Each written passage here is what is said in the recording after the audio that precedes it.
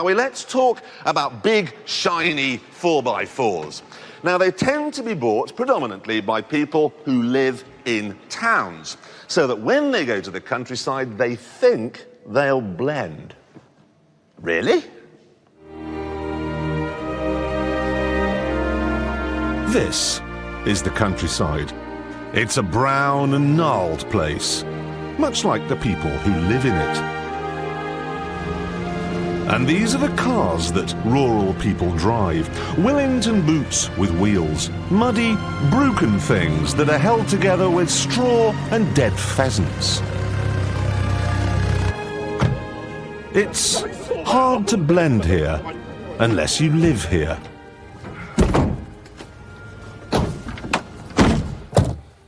This is my off-road car. It's a Toyota Land Cruiser Amazon. And it's built to take on Africa and Australia, so it has no problem at all taking my children to school in the morning in Oxfordshire. It has 7 seats, rough and tumble fixtures and fittings, and there's a sense of invincibility about it. When you drive this down a narrow road, it's the other guy who backs up. Now, you could use the Land Cruiser for a day's shooting, but I don't recommend it.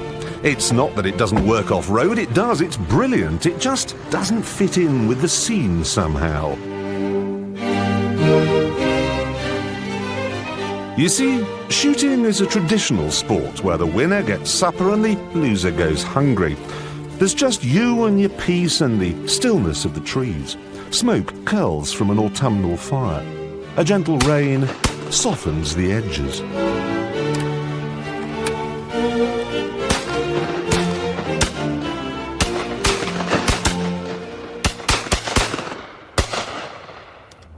And in this traditional scene, the Land Cruiser's just too chintzy somehow.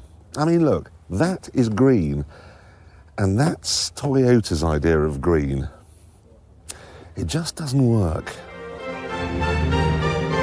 The BMW X5 is also hopeless, but for a different reason.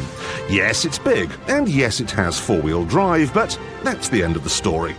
It doesn't even have off-road tyres, and that's like coming out here in a pair of Jimmy Choo pumps. This car is Milli Vanilli. Looks good on paper, but actually, it's just miming. On even the gentlest of tracks, it gets stuck, and the beater will drive by in his old Land Rover, laughing at you. Even if you are the Marquis of Blandford. Was that not perfect?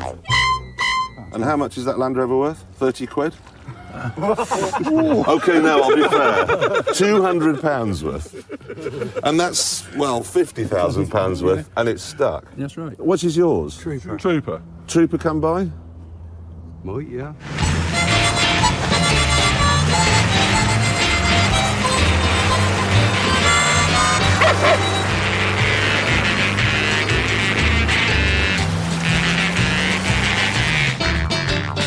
The really strange thing is that Land Rover is exactly the same age as me, and it's the only thing that's got up this. I couldn't get up this hill. It's lasted better than I have. Still went further than the BMW anyway. Yeah, you've beaten the BMW by 30 feet. Oh wow, that's 30 feet less to walk. Exactly.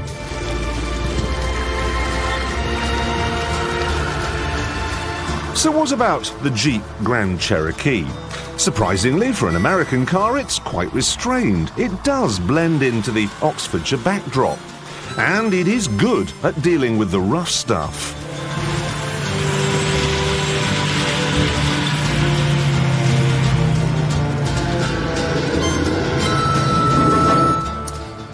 But, good though it may be out here, it does have one or two problems. It's quite agricultural feeling.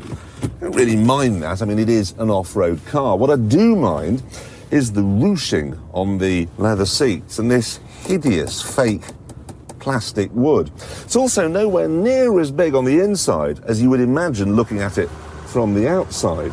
But the worst thing about this, the worst thing, is that you've always got the sense that you've bought second best.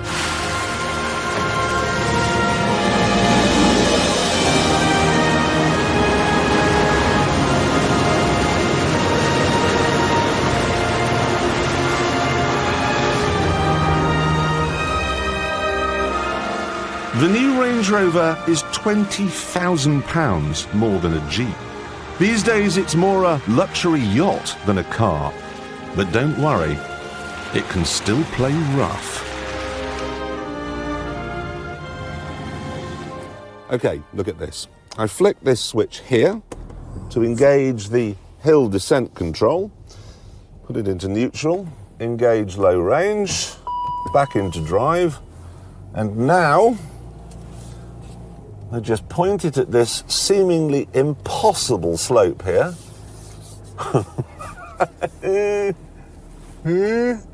now I'm going to do something you might think is mad. I'm going to take my foot off the brake, okay?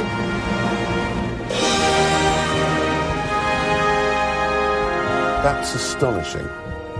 I can feel the anti-lock brakes grabbing each of the wheels in turn, making sure that we stay straight and that we continue to do a walking pace all the way down the hill.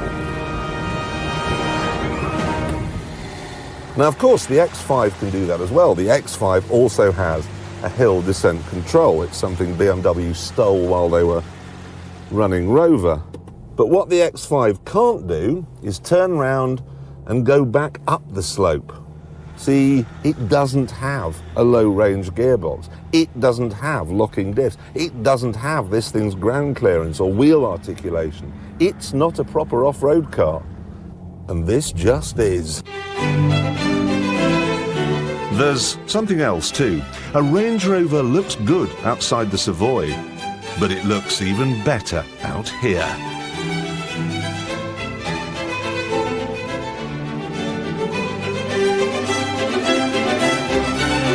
Now, there was a time when Range Rovers were king off the road, and they still have an air of invincibility about them. But believe me, you can still get these things stuck.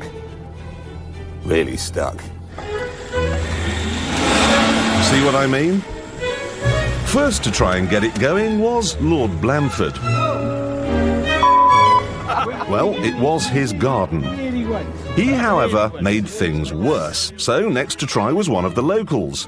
But his pickup ended up in the lake. I then decided to fetch my Land Cruiser, but in my haste to get there, I skidded off the track and ended up in a wood.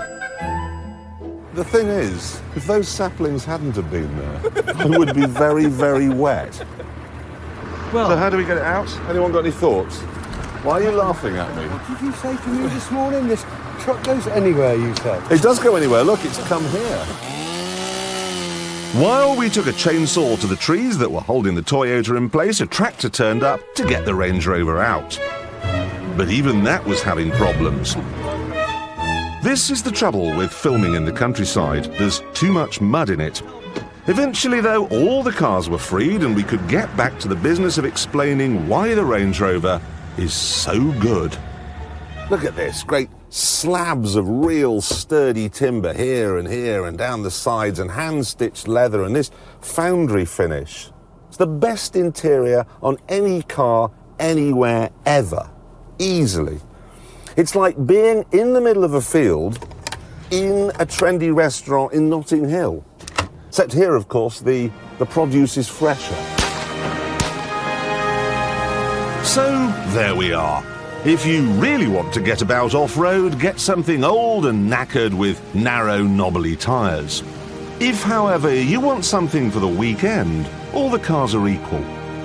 But one is more equal than the others. So the only car not to get stuck there, then, was the Jeep? No, it got stuck as well. Well, we didn't see it. No, because the cameraman was driving it when it got stuck. Yeah, that would have done it. Yeah. So the Range Rover emerged, you reckon, as the best of all of those, despite being, what, 20 grand more than the Jeep? Yes, I know, but the attention to detail on this thing is just amazing. Let me show you, okay? The steering wheel, okay? It's heated. You push that button there and it warms up. And, even better, there's a little paraffin heater down in one of the front wheel arches, okay? And you can program it on the computer here to come on, say, at 6 o'clock if you're leaving for work at 7. So when you get in, it's nice and warm in here. And I fear this may be the most boring sentence ever to be said on British television, but it used to have a separate chassis No, it's a monocoque. Yeah, and you know exactly what that means, I presume. Means it's less wobbly. Okay, but all this clever stuff, that's great, assuming it works, because Range Rovers have not enjoyed the best of reputations. I did some phoning around and looked into this.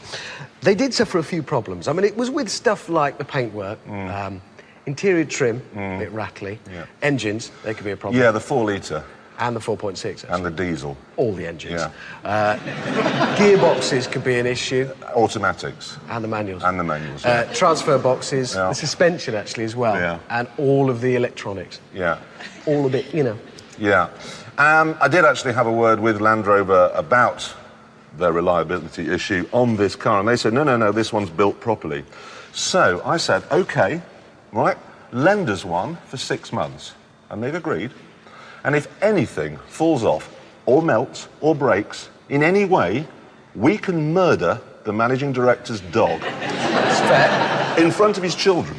That's fair. No, really, if this, for instance, gets a little bit loose, little bit wobbly, Frisky buys the farm.